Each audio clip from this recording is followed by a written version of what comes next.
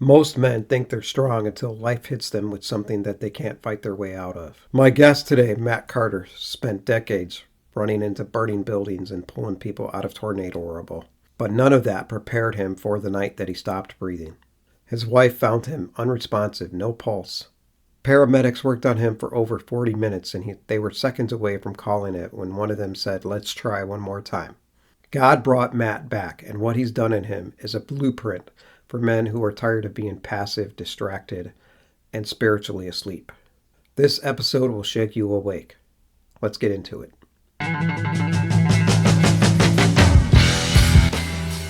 Welcome to the Valiant Forge podcast, where we help men overcome life's battles, show up better in the world, and become a valiant warrior for God.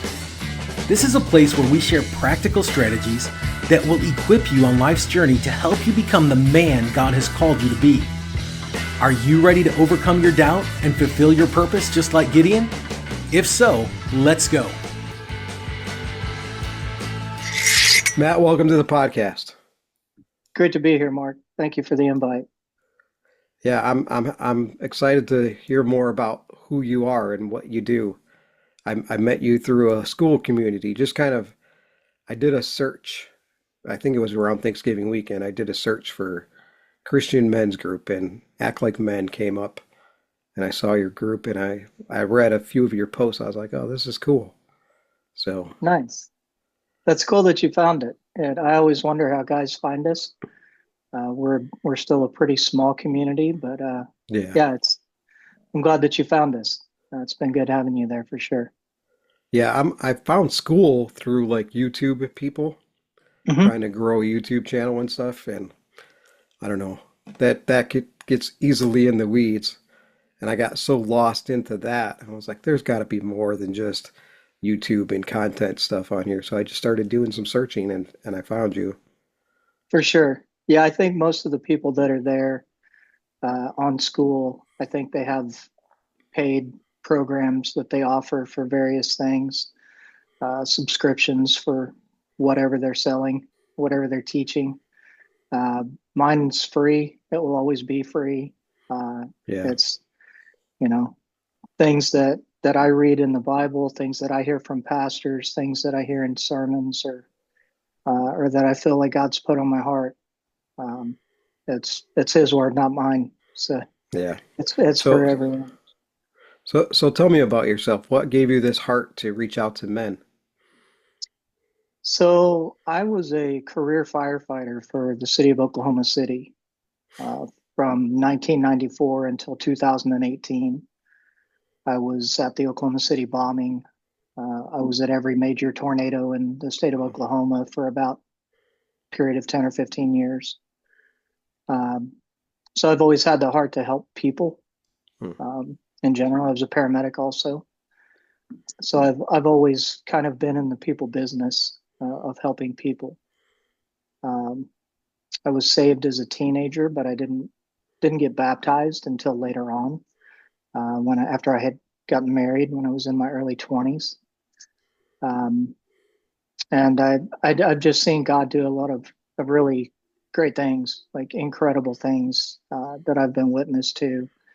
And after I retired from the fire department, I kind of went through a number of, I don't know, transition stages, I guess you would call them, that eventually led me to following a number of different pastors online, listening to a handful of different men's conferences. And that was one of those things, God just put it on my heart, like that I needed to create something where men could be men and learn how Yeah, to be a man. I have young boys around me. We have an 18-year-old son.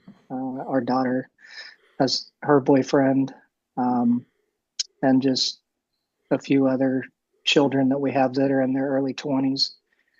And they they're flooded with so many images by the world right. that just tells them that, toxic masculinity and that whole thing, that it's not okay to be a man, like that you should Right. be quiet and just sit in the corner. Right. And it was a thing I really wanted to show that biblically, like, no, God created us to be a certain way, and we should really try to follow that. And there's a lot of people that don't even know. Right. Excuse me. Yeah. So from your perspective, what is biblical masculinity? How should a man act? So, kind of like I start off in the group, I feel like the first thing, the most important thing, is bending your knee to Jesus, Yeah. being a follower of Jesus. Like he was the greatest man who ever lived, who ever walked this earth, and the best example that we have ever had or will ever have of a man. Um, I feel like we were called by God to be married and have children, be fruitful and multiply, um, and to as men to lead and love as well as we possibly can, lead our families, be a follower of Jesus, and try to be the best example that we can for them by His example for us. Yeah. So from my perspective, going to church for a long time, I went to a lot of churches where the men were kind of weak and didn't really step up. Yeah, I'm seeing a shift right now, and I believe it's because of men like you and other good pastors online. I don't know if you follow Joby Martin. oh, Joby's great. He's one of my Yeah, favorites. Yeah, Joby yeah, Martin, Josh Howerton. I could name off 5 or 6 different guys like yeah. that I follow, but they're all of the same mindset, I would say. So how do we get the men who are stuck in that I don't want to step up mentality to start stepping up and becoming the right men, the right kind of men, and acting like men instead of uh, just a little for my own story. I was a weak man for a long time. And then it was like, oh, you need to step up. And then I overstepped. I told my Yeah, wife, this is how we're going to do it. I'm the man, and this is what we're going to do. Well, that obviously, put a lot of tension in my marriage. So yes. how does a man find that balance?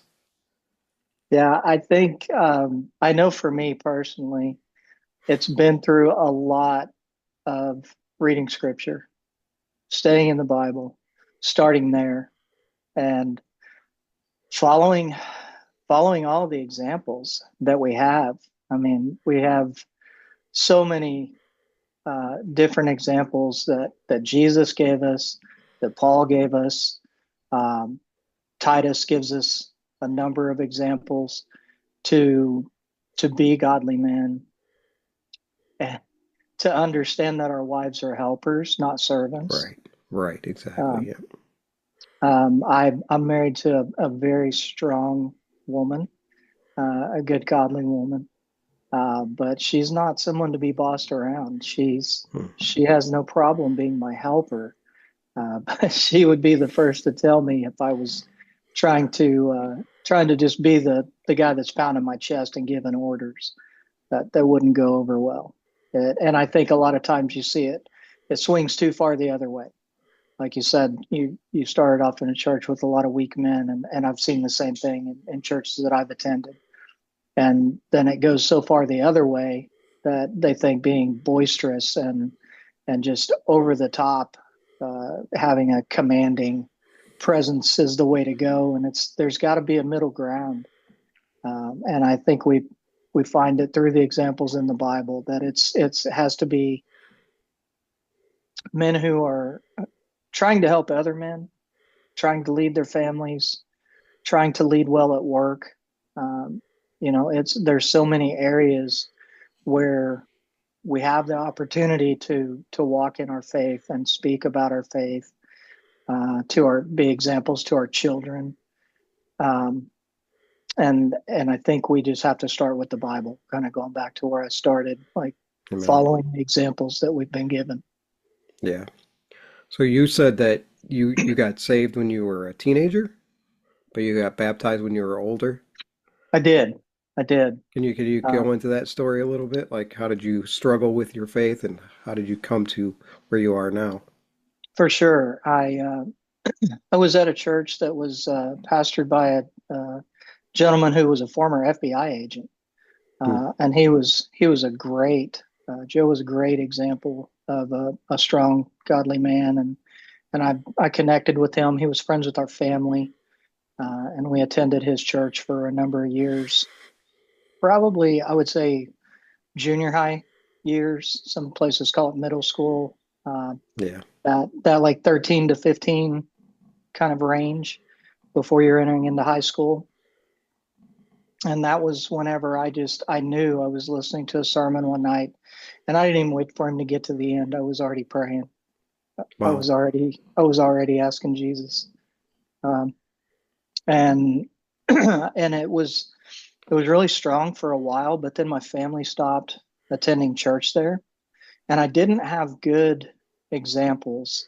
My mother and father were divorced when I was at a pretty early age, and I didn't have a good example of a man in my life to lead me to read the Bible and show me how to read the Bible, how to study the Bible. Um, and I didn't start getting that until a little later on after I graduated high school. I had a plan to go in the Air Force. The Air Force didn't want to take me because I had asthma whenever I was a kid. Wow. So they rejected me. So it was like very ironic that the Air Force didn't take me, but I ended up getting a career eating smoke Wow. as a firefighter.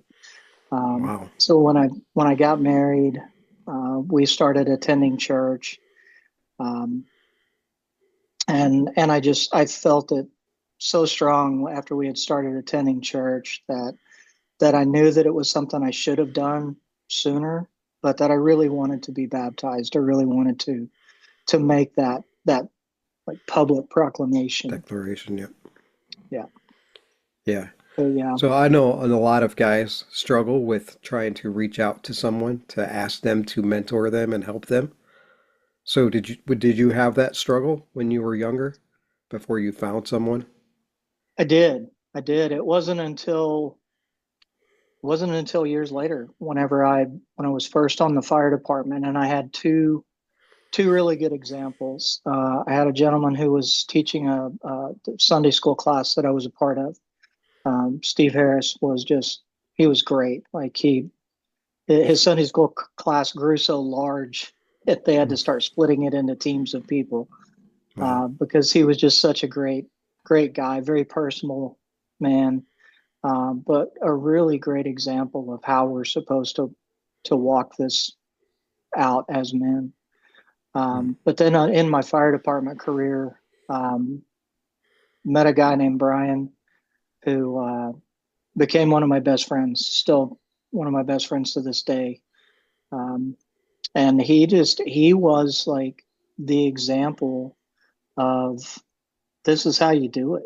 Like this is, he's only been married once, has four great kids, and he's just has such a good godly man who really lives out his faith in like every way.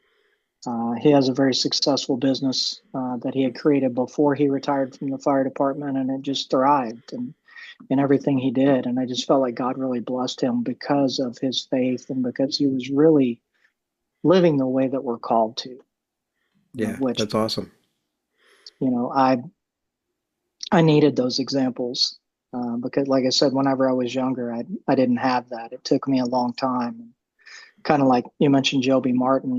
I think I was that guy for a number of years who thought, oh, I'm a firefighter and I'm really strong. And I owned a gym later on the side of the fire department. I Hmm. can deadlift however much weight and do all these things. It's like, took me a while to figure out that that wasn't what made me a man. Right. Right. Yeah.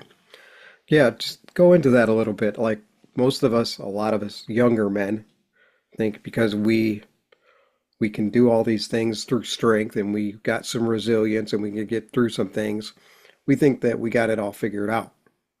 Yeah. How Yeah. have you had that moment of humbling? I've had quite a few of them in my life. I've definitely had quite a few. Kind of not to lean too far onto it, uh, to what Joby says, the like three most dangerous words men can say is "I got this." Right. Yeah. And I believe that's really true because I've definitely been that guy who's been like, oh, I got this. I've got this figured out. I know that. I think which I when I owned my gym, I was in a franchise under a guy named Martin Rooney, and his thing was the four most dangerous words you can say, or I already know that. Oh. Hmm. And I think between both of those things, you get some pretty good uh, quick lessons in no, you don't. Either way, you don't got that, and you don't already know that. Right. And Right. and it's I think there's been a number of times where maybe I was arrogant because I was a firefighter. Maybe I was arrogant because I was the gym owner. And there's always someone who can teach us something. We can always learn something from someone. And we have to, like we're told in the Bible, have ears to hear. Right. Um, Talks about in Proverbs, like being a fool when you speak too much. Right. Um, Yeah. and I think that it just took me a long time to kind of grow up and understand when it was time to listen and learn. That there's times to speak and be the teacher, but sometimes you just need to sit back and watch and listen. Yeah. I went through the same thing. It took me a long time to learn to grow up. Like honestly, I hate to admit it, but I was in my late 40s before I started maturing. And I don't have the story of, I was a fireman and I went through all these different things. I just was lazy, never really did anything and never really stepped up. And then finally, you know, I had that awakening where God's like, it's time for you to start being the man that you're supposed to be. Um,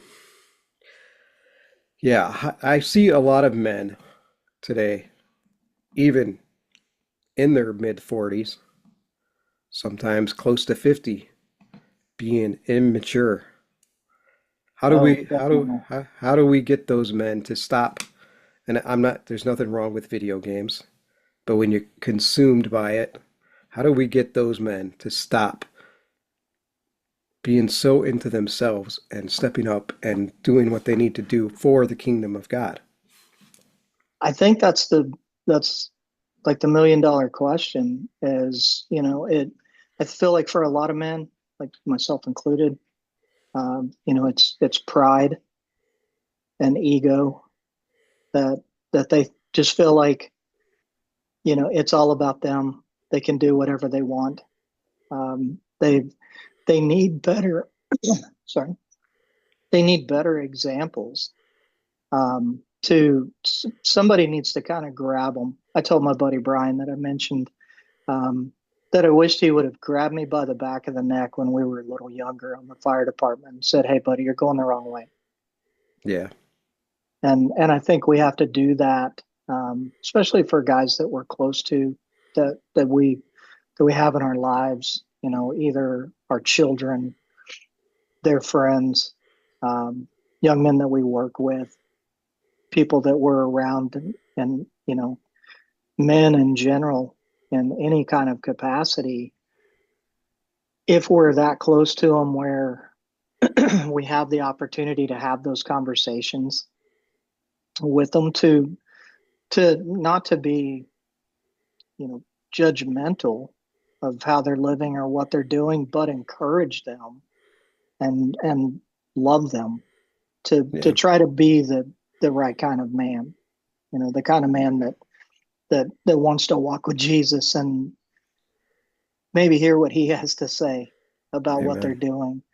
Like, yeah, there's nothing wrong with playing video games. I'm still that guy. I play a little bit of Xbox now and then, not as much as I used to, but it's not a priority in my life. Right. I wake up every morning and the first thing I want to do is spend time with God, Yeah, crack my Bible open. That's how I start my day every day. It's been my routine for quite a while. Um, and I think we have to encourage those guys to try to have better habits in their life. yeah, for sure.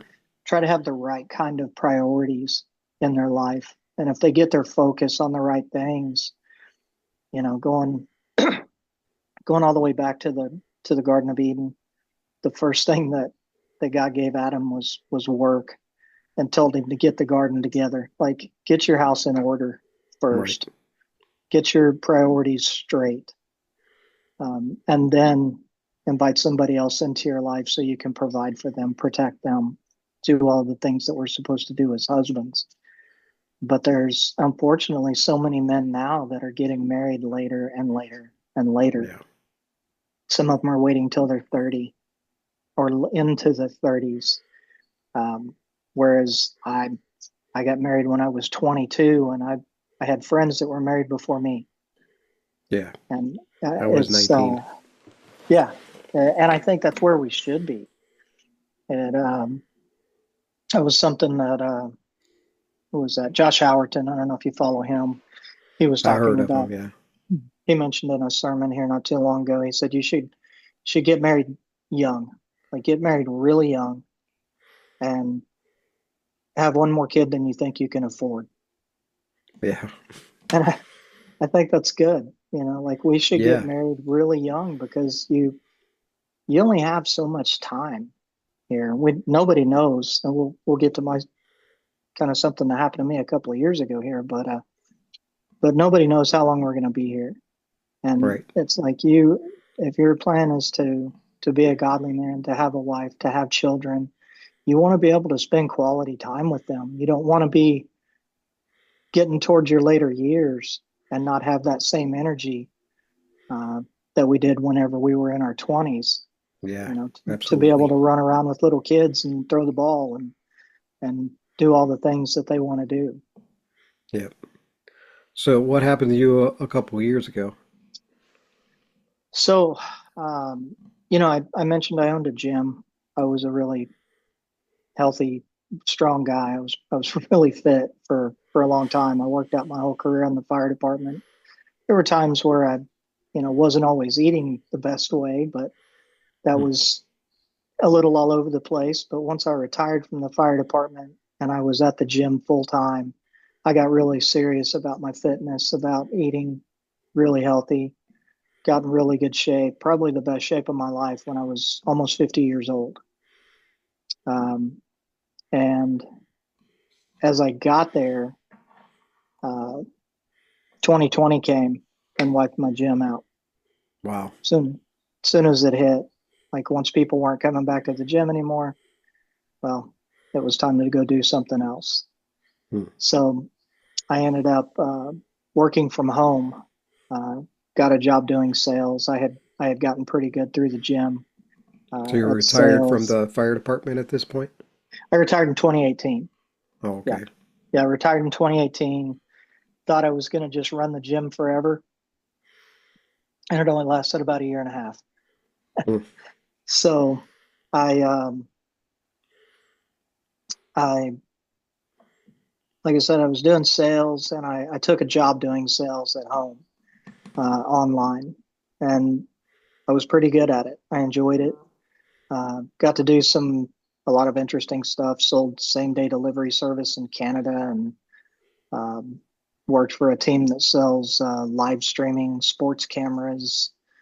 Um, and ended up working for a company now in cryptocurrency, which is kind of crazy. Doing media sales, basically. I don't sell Yeah. crypto, but I do media sales for them.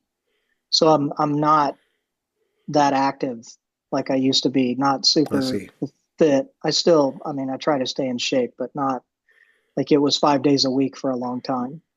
Yeah. And 3 years ago, all of a sudden, I get a phone call from my doctor after my annual lab work, and he tells me that something looked like it was really off with my thyroid, um, which led me to start having these events where my legs wouldn't work. The muscles all over my body became extremely painful. Wow. Um, I had a time where it was January of 2023, right after my birthday. I was sitting on the couch one night, and this process had kind of started in my legs, and it worked up into my arms, and I ended up being paralyzed basically from the neck down. Wow. My wife had to call an ambulance, take me to the hospital, and I discovered that I had something called hypokalemic periodic paralysis. Really long, crazy name. It means that something was causing the potassium to drop dangerously low in my body and pulling it out of my muscles and causing me to be paralyzed. So they had to give me IV potassium for a couple of days, and then I went back home. Thought that I kind of had everything under control, but I kept having small bouts of this. And then in May of 2023, this is all according to my wife because I was asleep in bed. Hmm. She said I started thrashing around in bed. I sat up on the side of the bed. I tried to stand and I collapsed into the window and the blinds, hit the desk chair, and hit the floor. My wife is a nurse, thankfully. She flipped me over and my eyes were open and I was not breathing. Wow. And she started CPR. She did CPR for 15 or 20 minutes. Police department, ambulance, firefighters all came to the house and worked on me as I was in cardiac arrest for over 40 minutes or so. The paramedic, one of the paramedics who was in charge of that scene, was a guy that I used to run calls with on the fire department. And you get to the end of those situations and you only have so many drugs that you can give, so many things you can do. And if there's no change on the monitor and you're just flatline, they can pronounce you dead. And they were to that point. And he basically said, no, we're going to go ahead and give one more round. We're going to keep going. Thank the Lord. And because of that, he got some kind of rhythm back and decided, okay, we have something we might be able to work with here. And they took me to the hospital. Once I got to the hospital, not sure how long I was there. They told my wife that I was stable and they were waiting for an ICU bed. And so she ran home to get some clothes. And as she walked in the door of the house, her phone started ringing. They said, Mrs. Carter, you need to come back. His conditions changed again. You need to come back right now. Hmm. And she thought the worst. I had gone back into cardiac arrest again. This was on a Thursday.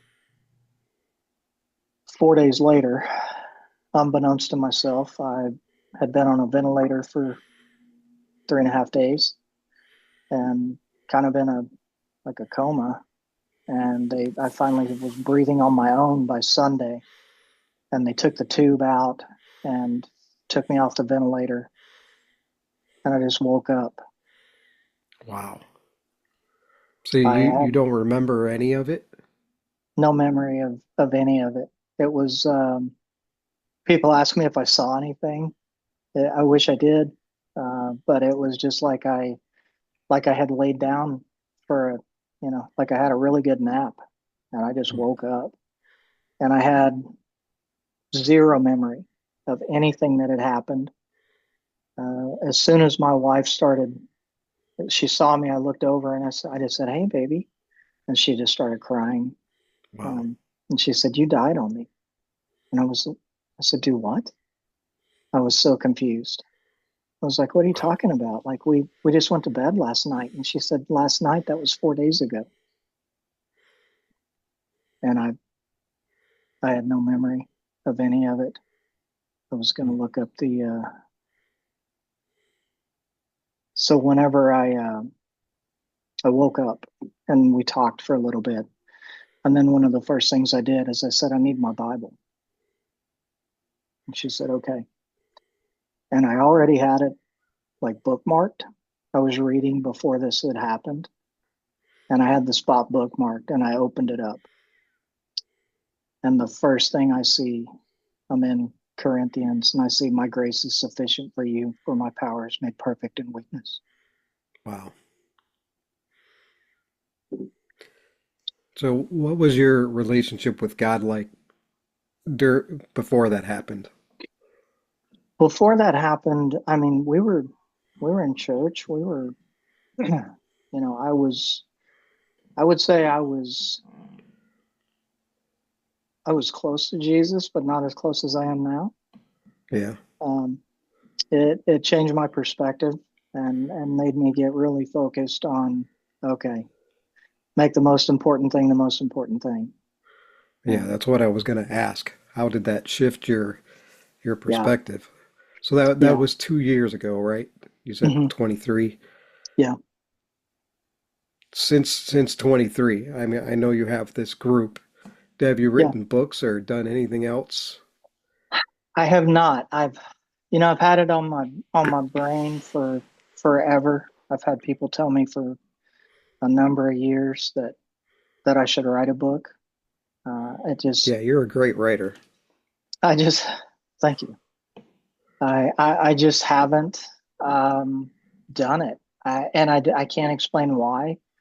I've had thoughts, and I actually I wrote out the whole story of what happened to me when I had the cardiac arrest, and I ended up having to go to the Mayo Clinic, and all of these things happened. And it turns out I don't have a heart problem. It was all caused by my thyroid, Wow. which is under control now for the most part, and we know what to look for and how to manage it and all of those things now. But it was pretty new then, and I wrote out that whole story, and I sent it to an author, and he told me, he said, I don't think that just this part would make a book. It was like, but this is great. Like, you should, whatever you do, keep writing. And so Yeah. I have a lot of notes and a lot of things that I've just jotted down kind of over the years. Um, I have an app on my phone that I have tons of fire department stories and all of those things. I have, a lot of crazy stories, even from things that happened to me in church. Yeah. Um, I know you said you were on the scene for the Oklahoma City bombing. yeah, yeah. Do you have any Uh, stories from that? oh, I mean, that was like the most challenging thing I ever did Hmm. in my career. Um, I too many too many horrible calls to mention of all the things you see. There was a documentary probably 10, 15 years ago called Burn, and it was about guys at the Detroit Fire Department. And there was a guy in that film that said, I wish my mind could forget the things that my eyes have seen." Yeah. And that's a great saying. It's very true. And when you get on the fire department, you go through uh, the fire academy. We just call it rookie school. When you go through rookie school, you're there for about 16 weeks. Started in October, 1st of October, graduated in January, and then you go to three different fire stations where you do a 3-month rotation at each station. And you're a probationary firefighter, you're a fire recruit. I was at my second rotation as a brand new firefighter in April of 1995 when the bombing happened. Wow. Wow. So you were still pretty green when that happened. I was fresh to the streets and I had no idea what I had signed up for. Wow. It's the only time in my entire career where they had what's called a general alarm, where they called in every member of the fire department. There were about 1,000 guys that worked for the Oklahoma City Fire Department at the time, and they called every single person in. Oddly enough, administration did not have my correct number as a new guy, and I didn't get called in the day it happened. Oh. I I had just got off duty that morning. I went home and went to bed. I was at a fire station that was very busy. We ran a lot of calls at night. Went home and laid down for a few hours, and I woke up to the news to see what was happening. And I was just as floored as everyone else was. And it wasn't until the second day, some of the guys from my station got a hold of me, and they're like, "Where are you? Get down here now!" And you Wow. show up. I showed up. I think it was a Friday, and they sent us down in 12-hour shifts. And our shift was going to be the night shift, so we didn't get there until about 7 o'clock that night, 6 or 7 o'clock. It was dark. It was raining. And you walk up and you see that building, and it was like being on a movie set. It was so surreal.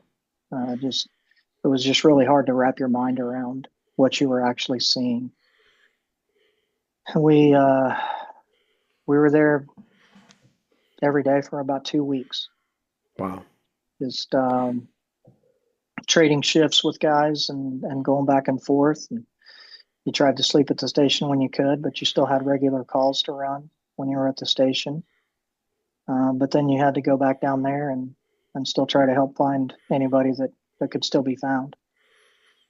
Do you have any moments where you, during that darkness, during that tragedy, that you saw God show up? Saw some miracles? Through in the early days of that, whenever there were still people that were found alive, I would say there was definitely his hand was on some people. I feel like his hand was probably on us more as Yeah. firefighters, just to keep us going through all of that. It was something that really kind of buried itself in the back of my brain for a long time. We had, you would go through what's called CISD. It's a critical incident stress debriefing. And at the end of every day that you were down there, you went through a debriefing to talk to someone. And I didn't think much of it at the time. I was a young guy. I didn't think, I knew it was terrible. I didn't know how much it would bother me later on. I did a study with the university from Texas that had asked if they could speak to us at the end of that 2-week period and just get our experience, what we saw, what we did, all of those things. And it was funny, they offered to pay us $50 if we would talk to them. And I was a 22-year-old kid. I was like, sure, I'll take $50. Sure, I'll talk to you.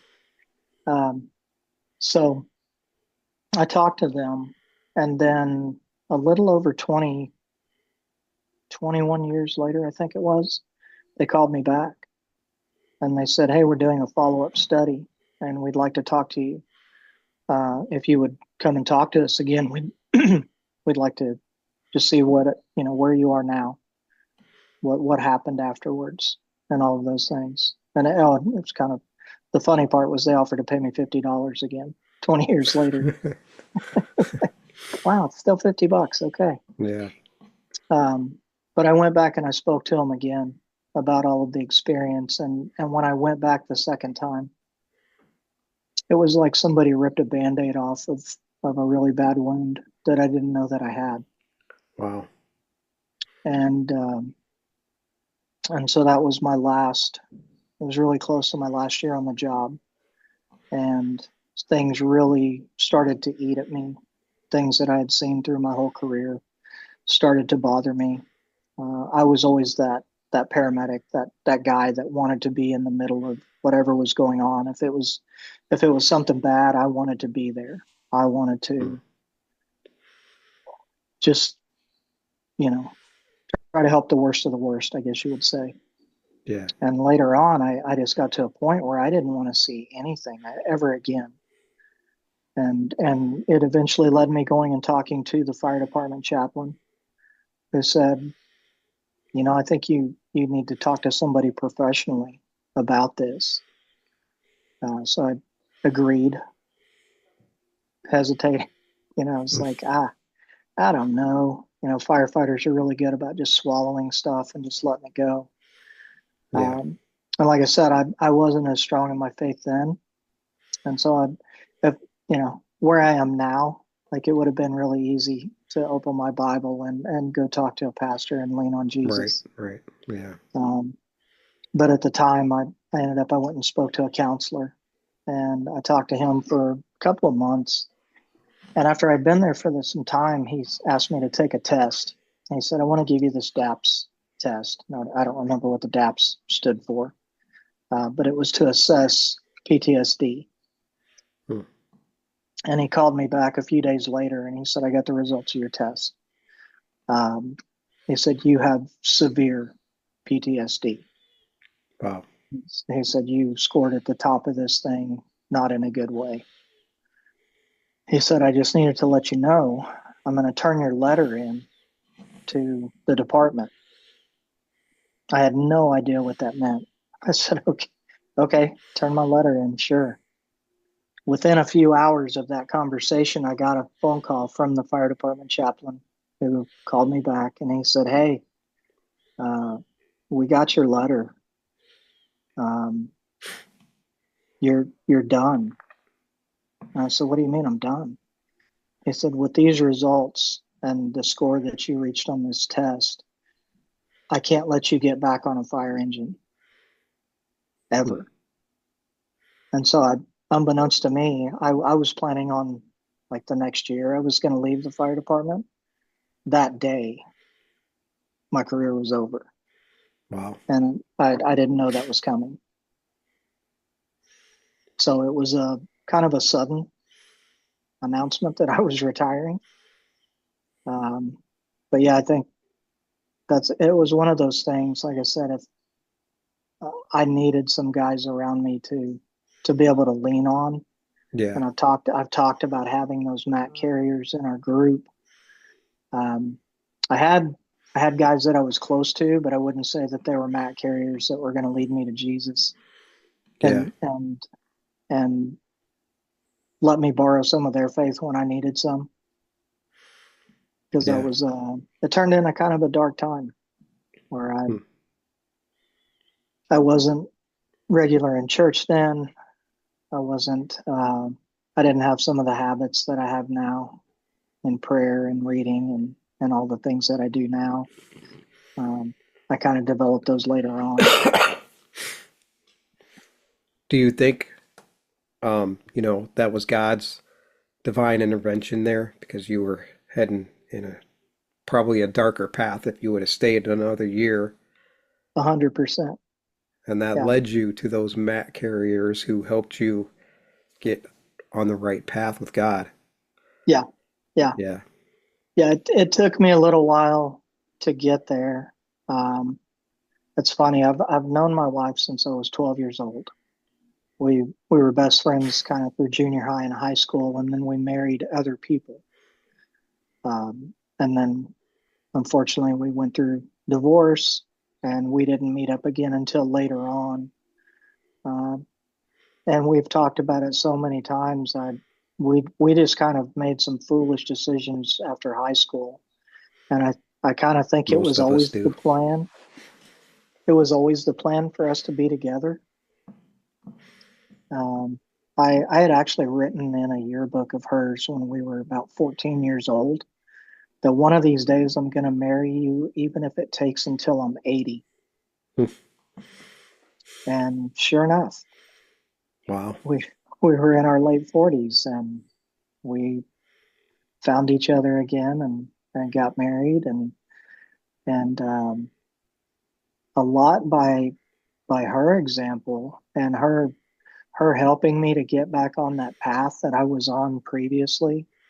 Like I said, I spent a number of years in church and being really close with Jesus, and I kind of fell away, and I needed somebody to steer me back. That's awesome. I'm glad God puts people in our life to do that for us. Oh, absolutely, absolutely, Yeah. yeah, yeah. This group has been like it, it was something that he put on my heart earlier this year, and I didn't know how I was going to do it after I had my cardiac arrest. I I went to church and I told my pastor, I was like, you're not going to believe this. And he said, man, let's just pray. And so he prayed over me and he told me, he said, I see you. You're going to lead people. You're going to lead men in something. Like, just be prepared for that. And Amen. I didn't know what he was talking about at the time. 2 years later, here we are. Like, Yeah. um, God started putting it on my heart. And around the same time that I really started thinking about how was I going to do this, um, I I can't even remember how it happened, but the guy who taught me how to do sales at my gym is a guy named Alex Hormozy. Yeah. He taught you how to do sales? Yeah, Wow. yeah. If Wow. you read Alex's books about gym launch, Never I'm read one any of of his books, but I know him so through social media very well. so so the way that Alex got started was he was a gym owner, and he Right, came up with right. an incredible system to fill up his gym. And a friend of his said, "Well, can you come do that for me?" And Alex turned it into a business. And I was one of the first gyms that Alex came and did that program for. Wow. And so through getting to work with Alex when he was very early in his business career, not just being a gym owner, in teaching people how to do sales and those kind of things, um, that led me to all the jobs I had after the gym closed in doing Hmm. sales from what I learned from Alex. Well, I never quite understood the reason for that until this year. And then Alex helped those guys create school. Right, right. Yeah. So Alex had like a some kind of marathon webinar thing that he did on a weekend, and he was giving away uh, different things, and they gave away like this crazy deal on school. And I was like, I'm going to go create a community on school. This is what I'm supposed to do. Hmm. And it was from that connection from Alex from my gym from years before that led me to have the community on school, that led me to create the Act Like Men group. That's awesome. It's awesome. We're bumping up against time a little bit. There's a question I ask every man that comes on the podcast. First For sure. Samuel 22. David was in the cave of Adullam running away from Saul. While he was in the cave, men in the kingdom were disgruntled, disheartened, discouraged, came to David in that cave looking for guidance. David, through some time and effort, spent time with men in that cave. Those men ended up becoming David's mighty men. Modern day, you got your school group. I'm believing that many disgruntled, disheartened, discouraged men are going to come to you looking for leadership. What would you say to them? The first thing I would do is I would want to pray with them, encourage them, um, and do whatever I could do to get them to Jesus. That David knew all of the things that may be coming later on through his relationship with God, um, and was led in some incredible ways. Um, and I would just hope that by me being able to listen the way that David did later on, he didn't always, but he did Right, later. right. Um, and I feel like I can relate to that. Like I've had those seasons where I didn't listen, but hopefully through things that I've learned, through wisdom that God has shown me, through His Word, that I would be able to share that with those men to help them be on the right path with Him. Amen. Matt, I think you're doing great work. I love all the posts that you're putting in the Act Like Men, and I believe God's going to grow that. Just for guys that are listening that want to maybe be a part of it, I'll have a link in the description. But what's the name of it, The and how can group they is find it? called, it's on school, and that's SKOOL.com. It's also an app that you can download, and the group is called Act Like Men. If you see the picture, if you hear this story, the picture will make sense. It's a picture of a firefighter kneeling at a cross. Yes, it's awesome. Matt, thank you very much for coming on. Do you have any final words you'd like to say before we end? I would just encourage men to, like 1 Corinthians 16, verses 13 and 14, Be watchful, stand firm, act like men, be strong. Let everything you do be done in love. Amen. That's the key right there. Let everything you do be done in love. I think that's probably one of the hardest ones for men. Absolutely. All right, Yeah. Matt, thank you very much. God bless you. Thank you so much, Mark. Have a great night. What Matt said today is something every man needs to hear. You cannot be the man God designed you to be in isolation.